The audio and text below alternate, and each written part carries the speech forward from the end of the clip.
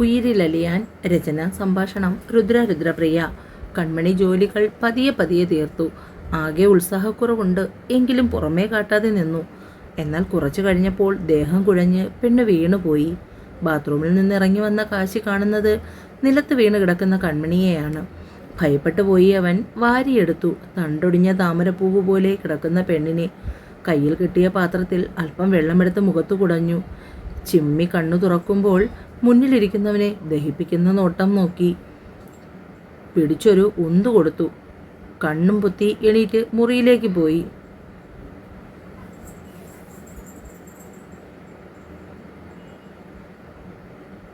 പിന്നിലേക്ക് മറിഞ്ഞു വീണ കാശി ഇതെന്തടാ പാടെ എന്ന മട്ടിൽ നോക്കിപ്പോയി. ഒട്ടും വിട്ടുകൊടുക്കാതെ പിന്നാലെ ചെന്നപ്പോൾ പെണ്ണ് ബാത്റൂമിലാണ്. കണ്ണും മുഖവും ഒക്കെ ചുവന്നിരിക്കുന്നു. അവനൊരാൾ ഇരിക്കുന്നത് പോലും ശ്രദ്ധിക്കാതെ ടവലിൽ മുഖം അമർത്തി തുടച്ച് കൺമണി റൂമിന് പുറത്തേക്കിറങ്ങി സെറ്റിയിൽ പോയിരുന്നു. അതുകൂടി കണ്ടപ്പോൾ കാശിക്ക് ദേഷ്യം വന്നു. കണ്ണാ, നീ എന്തിനാ എന്നോട് ദേഷ്യം കാണിക്കുന്നത്? ഞാൻ നിനക്ക് സുഖമില്ലാത്തത് കൊണ്ട് ഒഴിഞ്ഞു മാറി നടന്നതാണ്. പക്ഷെ നീയാണ് നിർബന്ധിച്ചത്. എന്നിട്ട് പനിയും പിടിപ്പിച്ച് ഇതുപോലെ വേണ്ടാത്ത ജോലികൾ ചെയ്ത് തലയിറങ്ങി വീണു. എന്നിട്ടിപ്പോൾ എനിക്കായി കുറ്റം. കൺമണി കയ്യിലിരുന്ന ടവൽ കൊണ്ട് മൂക്കും മുഖവും തുടച്ചു. എടി, എന്തെങ്കിലും ഒന്ന് പറയാൻ, എനിക്ക് ദേഷ്യം വരുന്നുണ്ട്. ആദ്യമായാണ് കാശി കൺമണിയോട് ദേഷ്യപ്പെടുന്നത്. പെണ്ണവൻ്റെ മുഖത്തേക്ക് നോക്കി നുറഞ്ഞു തുറമ്പുന്ന കണ്ണുകളെ അടക്കി നിർത്താൻ വല്ലാതെ പണിപ്പെട്ടു. അവളുടെ കണ്ണ് നിറഞ്ഞപ്പോൾ കാശിക്കും വിഷമം തോന്നി. കണ്ണാ വിളിച്ചുകൊണ്ട് അവളുടെ അടുത്തേക്ക് ചെന്നിരുന്നു. എന്തിനാ കരയുന്നേ? അവളുടെ കയ്യിലിരുന്ന ടവൽ കൊണ്ട് മുഖം അമർത്തി തുടച്ചു. പിന്നെ ആ ടവൽ കൊണ്ട് സ്വന്തം മുഖവും തൂത്തുവിട്ടു. അതുമാത്രമേ ഓർമ്മയുള്ളൂ. മുഖമാകെ പുകച്ചിൽ. കണ്ണേ, ഇതെന്താ എരിച്ചില്? കാശി ചുളിഞ്ഞ മുഖത്തോടു കൂടി കൺമണിയെ നോക്കി. ഞാൻ തലകറങ്ങി വീണെന്ന് പറഞ്ഞു കിടന്നപ്പോൾ കാശിയേട്ടൻ വെള്ളം കോരി ഒഴിച്ചത് കറിക്ക് മുളക് ചതച്ച് വെച്ചിരുന്ന പാത്രത്തിലാണ്. ഞാൻ ആ പാത്രം കഴുകിയില്ല. ആ പാത്രത്തിൽ വെള്ളമെടുത്ത് മുഖത്ത് തെളിച്ചാൽ പിന്നെ? അപ്പോഴാണ് കാശിക്ക് അമളി പിണഞ്ഞത് മനസ്സിലായത്. സോറി കണ്ണാ, സോറി. വേഗം അവളുടെ കൈ പിടിച്ച് കിച്ചണിലേക്ക് കൊണ്ടുപോയി ഫ്രിഡ്ജിൽ നിന്നും ഐസ് ക്യൂബ് കയ്യിലെടുത്ത് അവളുടെ മുഖത്തേക്ക് പതിയെ ഉരസിക്കൊടുത്തു. പെണ്ണിനാകെ അസ്വസ്ഥത തോന്നി. മതി കാശിയേട്ടാ, സോറി കണ്ണാ, ഞാൻ അറിഞ്ഞില്ലടാ. നീ വീണ് കിടക്കുന്നത് കണ്ടപ്പോൾ ഞാൻ പേടിച്ചു പോയി. പെട്ടെന്ന് ഓർത്തില്ല, അതാണ് സത്യം. സാരമില്ല. പെണ്ണവൻ്റെ കഴുത്തിൽ മുഖമമർത്തിയിരുന്നു. ബാംഗ്ലൂർ സിറ്റി മുഴുവൻ കറങ്ങി ഒരാഴ്ച കൊണ്ട് നാട്ടിൽ നിന്നും വന്നതിനേക്കാൾ പെണ്ണിന് മാറ്റമുണ്ട്. ഇപ്പോൾ ഏത് നേരവും ആലോചനയില്ല, കരച്ചിലില്ല. പതിയെ പതിയെ അഡ്ജസ്റ്റായി. ഇടയ്ക്കിടയ്ക്ക് സ്നേഹിക്കാൻ പറഞ്ഞ് ചെല്ലും. പക്ഷെ ബോഡി ഓക്കെ ആകട്ടെ എന്ന് പറഞ്ഞ് കാശി ഓടിക്കും. രാത്രിയിൽ അമ്മ വിളിച്ചു. കണ്ണേ, അമ്മയെ മറന്നോ കുഞ്ഞേ? അമ്മയുടെ ചോദ്യം കേട്ടപ്പോൾ കൺമണിക്ക് വല്ലാത്ത വിഷമം തോന്നി. കുറച്ച് നാളായി ശരിക്കും പറഞ്ഞാൽ കാശിയോടൊപ്പം അവരുടെ ലോകത്തായപ്പോൾ അച്ഛനെയും അമ്മയെയും മറന്നു എന്നാണ് സത്യം. ഇന്നിപ്പോൾ അമ്മയുടെ ചോദ്യം കൂടിയായപ്പോൾ കൺമണിക്ക് വല്ലാത്ത വിഷമം തോന്നി. അവൾക്ക് സങ്കടം വന്നു. ഞാൻ വരാം അമ്മേ, എനിക്ക് അവിടെ മതി, പെണ്ണ് വിതുമ്പിക്കൊണ്ട് പറഞ്ഞു. അവളുടെ കരച്ചിലും സങ്കടവും ഒക്കെ കണ്ടപ്പോൾ പത്മത്തിന് അങ്ങനെ ചോദിക്കണ്ടായിരുന്നു എന്ന് തോന്നി. അയ്യേ, അമ്മയുടെ കുട്ടി കരയുകയാണോ? അമ്മ വെറുതെ ചോദിച്ചതല്ലേ. മോൾ കുറച്ച് ദിവസം കൂടി അവിടെ നിന്ന് മനസ്സ് ശാന്തമായതിനു ശേഷം വന്നാൽ മതി. കുറച്ച് ദിവസമായി മോളുടെ ശബ്ദം പോലും കേൾക്കാത്തപ്പോൾ അമ്മയ്ക്ക് വിഷമം തോന്നി. അത്രയേ ഉള്ളൂ. ഇപ്പോൾ അത് മാറി. പിന്നെ ഒരു വിധത്തിലാണ് ശേഖരനും അമ്മയും കൂടി അവളെ സമാധാനിപ്പിച്ചത്. രാത്രിയിൽ കിടക്കാൻ നേരം നാട്ടിലേക്ക് പോകുന്നതിനെക്കുറിച്ച് കൺമണി കാശിയോട് സംസാരിച്ചു. നമുക്ക് പോകാം കാശിയേട്ടാ, എനിക്ക് അച്ഛൻ്റെയും അമ്മയുടെയും അടുത്ത് നിൽക്കണം.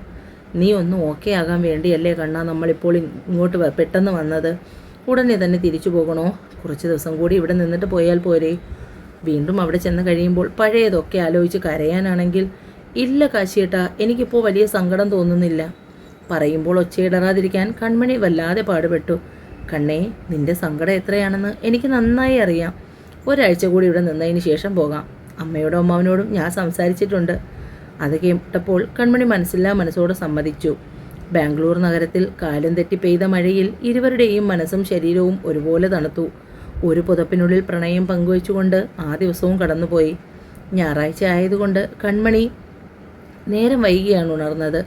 കാശി പതിവ് വർക്കൗട്ട് കഴിഞ്ഞ് വരുമ്പോഴേക്കും പെണ്ണ് സുഖ ഉറക്കത്തിലാണ്. ചായക്കുള്ള വെള്ളം പാനിൽ വെച്ചുകൊണ്ട് നേരെ ഫ്രഷാകാൻ പോയി. ഫ്രഷായി ചായയും കൊണ്ടുവന്ന് പെണ്ണിനെ വിളിക്കുമ്പോൾ കണ്ണ് തുറന്നു നോക്കി വീണ്ടും പുതപ്പിനുള്ളിലേക്ക് വലിഞ്ഞു.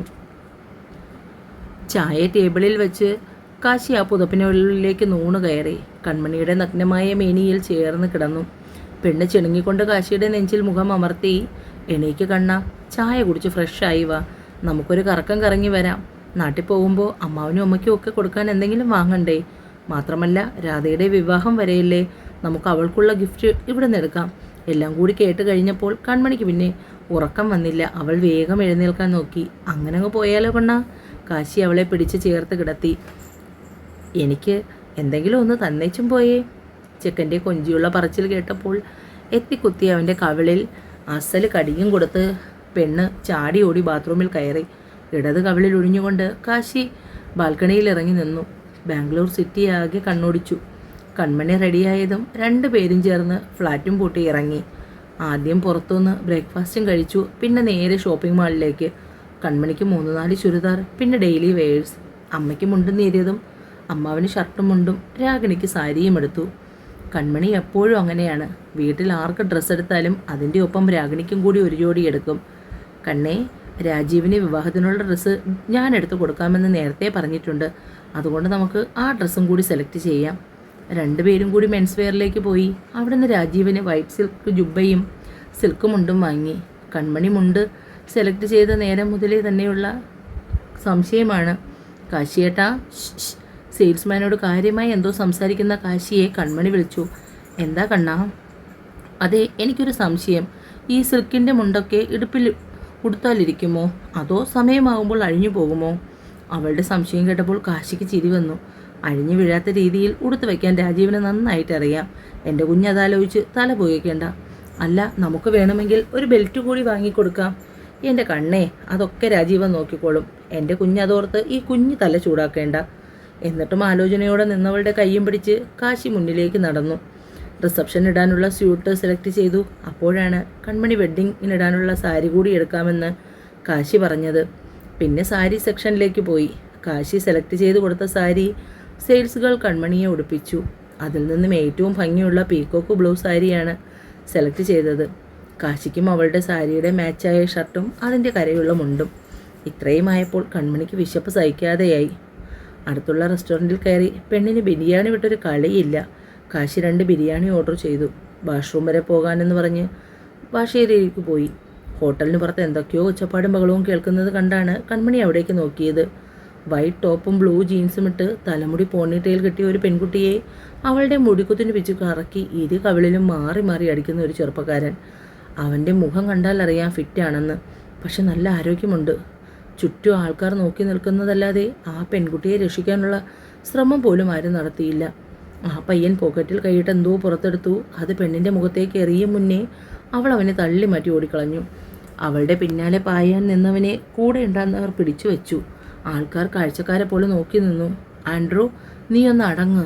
അവൾ നിൻ്റെ പ്രപ്പോസൽ അക്സെപ്റ്റ് ചെയ്തില്ലെന്ന് വെച്ച് ഇങ്ങനെയൊക്കെയാണോ കാണിക്കാനുള്ളത്? ഒരു പബ്ലിക് പ്ലേസ് ആണെന്ന് പോലും ഓർക്കാതെ എന്തൊക്കെയാണ് നീ ഇവിടെ കാണിച്ചു കൂട്ടിയത്? ആ കുട്ടിയുടെ അച്ഛൻ ഒരു പോലീസ് ഓഫീസറാണ്. അതെങ്കിലും നീ ഓർക്കണമായിരുന്നു. ആൻഡ്രുവിനെ പിടിച്ച് വലിച്ചുകൊണ്ട് കൂടെ ഉണ്ടായിരുന്ന മെൽവിൻ പറഞ്ഞു. കഴിഞ്ഞ 1 മാസമായി ഞാൻ അവളുടെ പിന്നാലെ നടക്കുന്നു. എന്നിട്ട് എന്നെ ഒന്ന് തിരിഞ്ഞു പോലും നോക്കാത്തവൾ ഇന്ന് മറ്റൊരുത്തൻ്റെ പിന്നാലെ ബൈക്കിൽ. അവൻ്റെ മുഷ്ടി ചുരുട്ടി അടുത്തിരുന്ന ടേബിളിൽ ആഞ്ഞടിച്ചു. ജാറും വെള്ളവും അടിയുടെ ആഘാതത്തിൽ തെറിച്ച് കൺമണിയുടെ പുറത്തേക്ക് വീണു. അല്പം ചൂടുള്ള വെള്ളമായിരുന്നു. അവളുടെ മുഖം ചുവന്നു കയറി. കൺമണിക്ക് പുകച്ചിൽ തോന്നി. ആൻഡ്രുവിനെ പിടിച്ചിരുന്ന മെൽവിൻ അപ്പോഴാണ് അത് ശ്രദ്ധിച്ചത്. അവളുടെ മുഖത്തേക്ക് ചൂടുവെള്ളം തെറിച്ചത്. സോറി സിസ്റ്റർ, മെൽവിൻ പറഞ്ഞു. പോടാ, നിനക്കെന്താ വട്ടായോ ഇവളോടൊക്കെ സോറി പറയാൻ? കണ്ടാലറിയില്ലേ ഇവളുമാരുടെയൊക്കെ മറ്റേ കേസാ. പറഞ്ഞു തീരും മുമ്പേ കവിളടച്ച് അടിയും വീണിരുന്നു. തുടരും. എന്നെ വായിക്കുകയും കേൾക്കുകയും ചെയ്യുന്ന കൂട്ടുകാർ ചാനൽ സബ്സ്ക്രൈബ് ചെയ്യാൻ മറക്കല്ലേ.